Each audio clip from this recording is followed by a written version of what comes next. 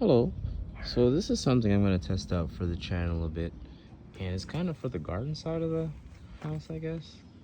Where I'm just kind of go over just kind of what I do to kind of overhaul the entire garden into, you know, just something like pruning and maybe just the care, I guess.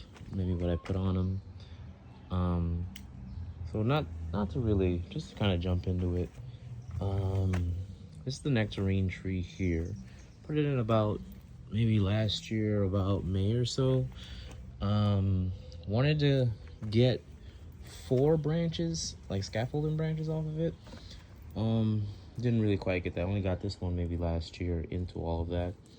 And it's still a little bit messy. I kind of baby it a little bit because it grows the slowest out of the bigger trees, I guess. And some of the grafts that I got going on these trees, that was pretty messy. That's, like I said, this is the troublemaker. And this is another graft from the Santa Rosa, which might be a weeping Santa Rosa because there's some branches that I see that I cut down pretty earlier today. They go like really just straight down like that, which I kind of don't like. I would cut that, but I didn't actually sanitize these yet, and I'm not even sure which tree they're coming from. So let me just do that. So you always kind of want to sanitize from tree to tree. And this is like the little raspberry section. Got a yellow, black, red, and a red that's from more local. To be exact, that's a Boyne. I'm not sure what this one is, from a neighbor, and a fall gold. This is a sun gold nectarine, but it's pretty bushy now, so I think I can kind of get a little bit rough on the pruning a little bit just to kind of ease it in to where I want it. So, hey, there's a little nectarine right there. I didn't even notice it. So, you're not supposed to get any fruit, but I don't know. You can't really help it. So, I want the, what do you call it? I want one of these, by the way, the graft is a nectaflum. I think it's a spicy.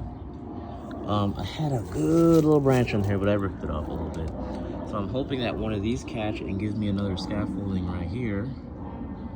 And yeah, so I'll probably maybe just trim it up a little bit, since I don't like, for example, if I don't want anything here, I'll just snip that, because I don't want it to come in the way of this one. This is a little crowded here, but I kind of like this branch, stuff like that. And I'll probably try to go over stuff like that with maybe most of the bigger trees, because there's some apriums, more shiro plums, stuff like that on these other trees.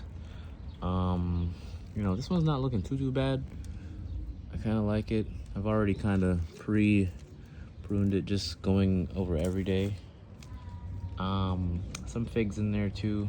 Some figs all around the yard, I guess, but it's not looking too bad so far. I do have to go back over it. Like, for example, this area is a little clustered right there, so I'll just pop that one off. But the bad thing about popping them off sometimes is sometimes it can leave like a little hole like that right there, and you don't really want that, because when the tree gets bigger, you know, so I tend to like kind of cut. Let's say, for example, I'm gonna cut this one anyways. You don't want to, you want to leave a little bit like that, where it's not too, you know, in the way. So yeah, I'll see how it goes.